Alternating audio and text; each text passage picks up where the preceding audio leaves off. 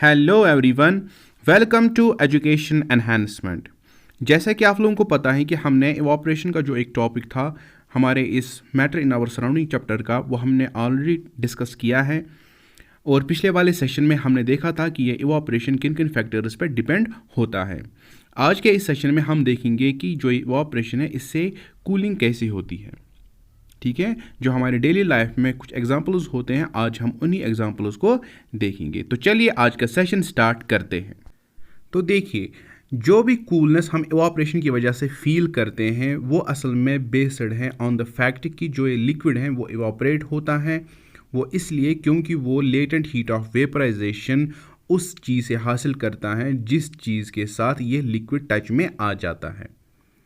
क्योंकि उस चीज़ ने अपनी हीट को आप किसको दिया है, इस लिक्विड को, ताकि लिक्विड इवापोरेट हो जाए। और ऐसे करके वो चीज़ अपनी हीट खो देती है और फिर वो चीज़ फिर कूल डाउन हो जाती है।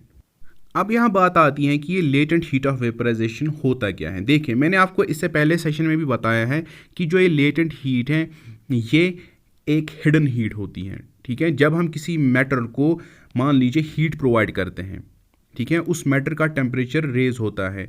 जैसे कि अगर हम वाटर की बात करें, उसका टेम्परेचर रेज हो गया 10 डिग्री, 20 डिग्री, 30 डिग्री, फिर धीरे धीरे करके वो 100 डिग्री तक आ जाएगा और 100 डिग्री के बाद वो वाटर फिर कन्वर्ट हो जाएगा वाटर वेपर्स में।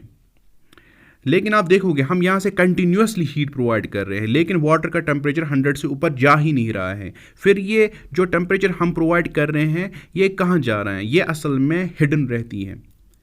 ठीक है, इसी हिडन हीट को बोलते हैं लेटेंट हीट ऑफ वेपराइजेशन। तो जो ये लेटेंट हीट ऑफ वेपराइजेशन है, it is simply the heat required to convert the water into water vapours at it is boiling point. तो चलिए अब हम कुछ एग्जांपल्स देखते हैं जिनसे आपको समझने में आसानी हो जाएगी। जो पहली एग्जांपल है वो है पोरिंग ऑफ स्पिरिट और एसीटोन ऑन पाम। जो ये स्पिरिट है ये एक वोलेटाइल लिक्विड होता है और जो एसीटोन है ये भी वोलेटाइल होता है। ये असल में as a nail polish remover इस्तेमाल किया जाता है।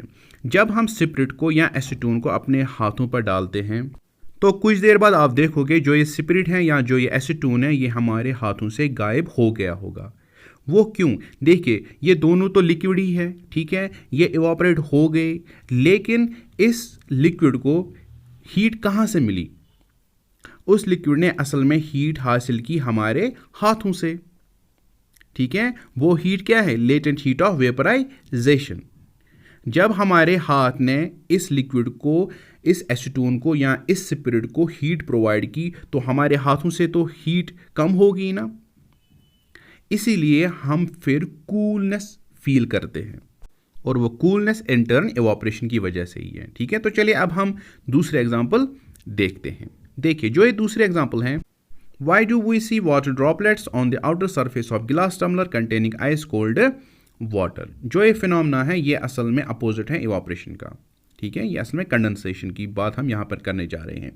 जब भी हम किसी गिलास में, मान लीजिए किसी शीशे के गिलास में हम पानी डालते हैं जो काफ़ी ठंडा होता है, आप देखोगे कुछ देर बाद जो इस गिलास का आउटर सरफेस है वहाँ पर भी हम वाटर ड्रॉपलेट्स को देखेंगे। ठीक है, क्या इस गिलास ने लीक किया है इस पानी को जो बाहर हम देख रहे हैं? यही हम आज जानने की कोशिश करेंगे। तो आप क्या करोगे? आप आइस कोल्ड वाटर गिलास टम्बलर में डालोगे।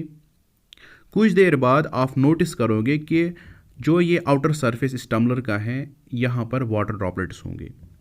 वो इसलिए क्योंकि जैसे मैंने आपको बोला है कि हमारे एटमॉस्फेयर में वाटर वेपर्स प्रेजेंट होते हैं, जो कुछ ही वाटर वेपर्स को एकोमोडेट कर पाता है।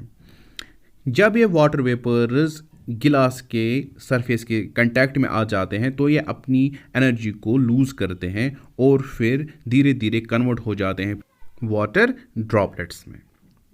ठीक है, तो ये कंडेंसेशन ही है जो इवापोरेशन का अपोजिट है यहाँ पे।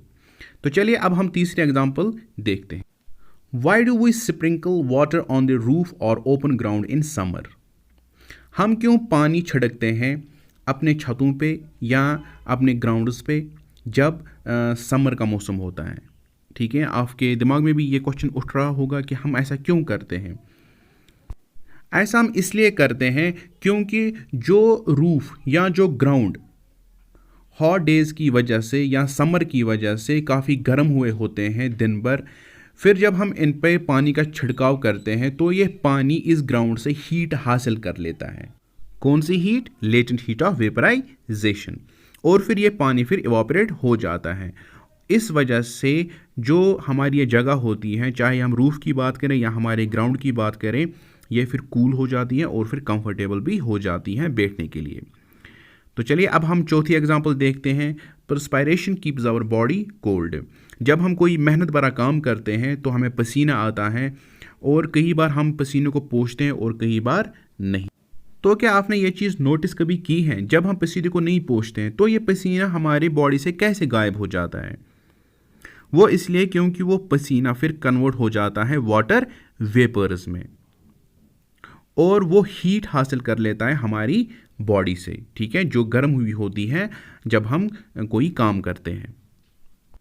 तो यहाँ पर भी कंसेप्ट सेम है कि जो ये स्वेट होता है ये लेटेंट हीट ऑफ वेपराइजेशन हासिल कर लेता है हमारी बॉडी से और फिर इसको फिर ये काम में लाता है ताकि ये फिर इवापोरेट हो जाए। तो चलिए अब हम अपनी पांचवी एग्जाम्पल पढ़ते हैं। Why should we wear cotton clothes in summer, या why do we wear cotton clothes in summer? हम क्यों पहनते हैं या हमें क्यों पहनना चाहिए? इसका रीज़न यही है कि जो ये कॉटन है ये असल में गुड एब्जॉर्बर ऑफ वाटर होता है।